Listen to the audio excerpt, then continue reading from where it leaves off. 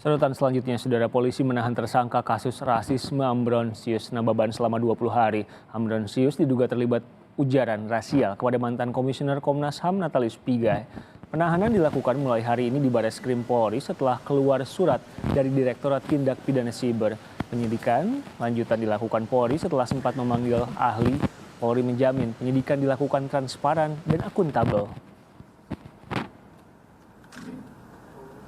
Dan juga ditandatangani 27 Februari sampai dengan tanggal 27 Januari sampai dengan 15 Februari. Jadi 20 hari ke depan di Rumah Tahanan Negara Bareskrim Polri. Setelah ditetapkan sebagai tersangka kasus rasisme, Ambrosius Nababan ditangkap penyidik Bareskrim Polri Selasa sore. Penangkapan dilakukan setelah penyidik melakukan gelar perkara dan memeriksa Ambrosius pada Senin lalu.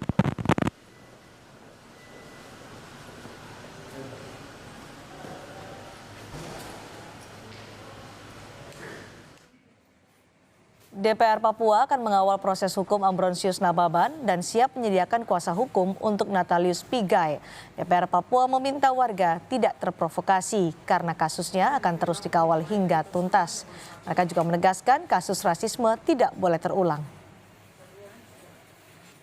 Pengacara untuk mendampingi Natalius Pigai nanti kalau beliau mengadukan kepada pihak berwajib, dan kita akan menyiapkan pengacaranya dan kita akan membiayai itu. Itu membuktikan bahwa kami Forkompinda ini serius menyelesaikan masalah ini. Sehingga sekali lagi kita minta untuk semua komponen masyarakat yang ada di Papua untuk tenang, tidak usah membuat aksi-aksi yang tidak akan merugikan kita sendiri.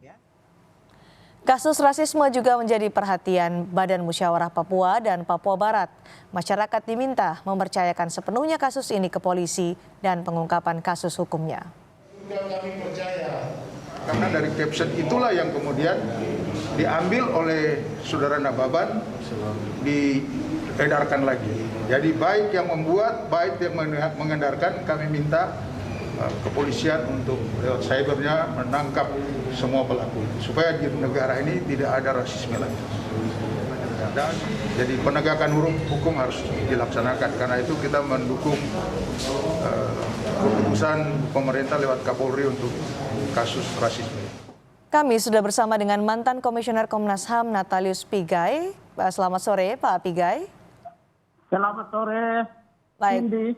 Pak Pigai, atas kasus rasialisme yang kemudian menyasar kepada Anda betul tidak pernah melaporkan kasus ini? Saya boleh buka ya, masker dulu ya? Ya, silakan Pak Pigai. Karena saya sendirian. Baik, terima kasih Cindy. Kasus rasialisme ya, atau ujaran kebencian berbasis kepada ras. Itu bukan hal baru, Cindy. Tapi itu sudah berlangsung cukup lama. Pertama kali di Indonesia itu dimulai ketika Badan BPUPKI tahun 1945, mereka bersidang, itu Muhammad Atta menyatakan bahwa negara yang kita dirikan itu sebaiknya Melayu saja. Jangan melibatkan Papua, karena secara antropologi ragawi dan etnobiologisnya berbeda, karena itu masa depan Indonesia akan menghadapi problem kebangsaan. Itu tahun 1945. Lalu tahun 1970-an itu pendiri CSIS Ali Murtopo pernah mengatakan orang Papua cari kalau mau hidup di Pulau Pasifik. Tahun 80-an Gubernur Jawa Tengah mengusir orang Papua. Tahun 99 itu Jenderal Hendro Priyono mengatakan memindahkan 2 juta orang Papua ke Sulawesi Utara. Tahun 2015 Gubernur Daerah Istimewa mengusir orang Papua. 2016 Luhut Binsar Panjaitan menyatakan orang Papua hidup di Pasifik saja. Karena itu, maka ujaran-ujaran kebencian berbasis rasialisme di Indonesia, khususnya terhadap saya itu hampir kalau dihitung itu mencapai jutaan. Oke, tapi Karena itulah maka apa yang diucapkan oleh Ambrosius Nababan itu bukan cuma dia sendiri, oke. tapi cukup banyak orang yang menyampaikan hal yang sama. Maaf saya potong Maka, Pak Pigai. Pak Pigai, maaf saya potong. Ini kita berbicara masih dalam konteks ketika Anda menjadi sasaran rasialisme yang kemudian sekarang sudah diproses oleh pihak kepolisian. Pertanyaan saya tadi adalah apakah Anda memang tidak pernah melaporkan kasus ini karena dia menyasar Anda secara pribadi? Betul Cindy. Oleh karena itu, maka saya memandang bahwa ujaran kebencian bagi saya itu hal yang biasa. Maka saya sama sekali tidak membaca secara utuh ujarannya. Dan saya tidak pernah berkeinginan dan bermaksud melaporkan yang bersangkutan kepada kepolisian.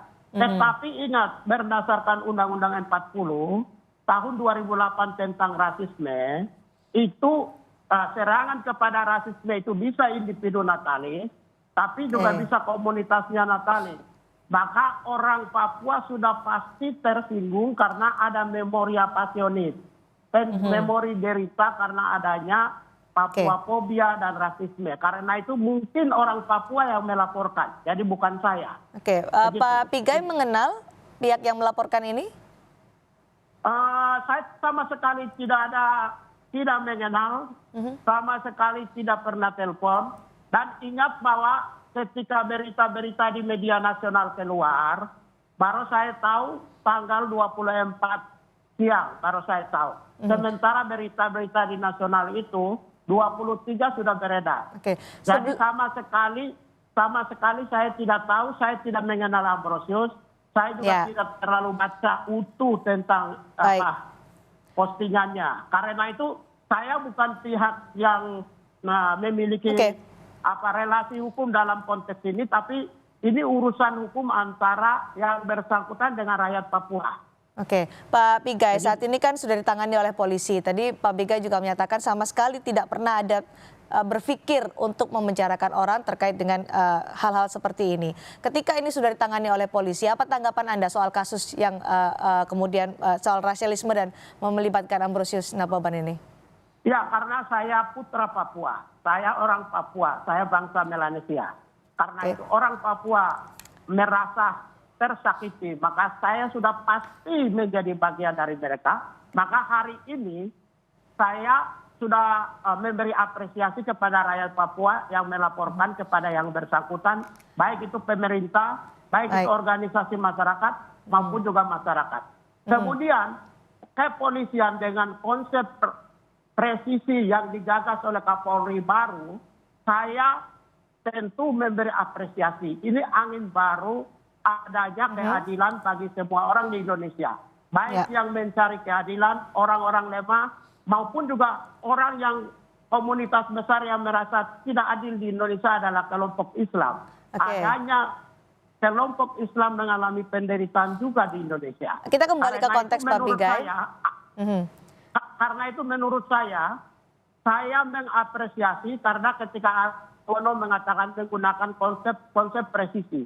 Baik. Presisi itu adalah gagasan Kapolri yang baru. Maka akan penghargaan kepada Kapolri. Tetapi ada beberapa catatan yang ingin saya sampaikan. Karena saya pembela kemanusiaan.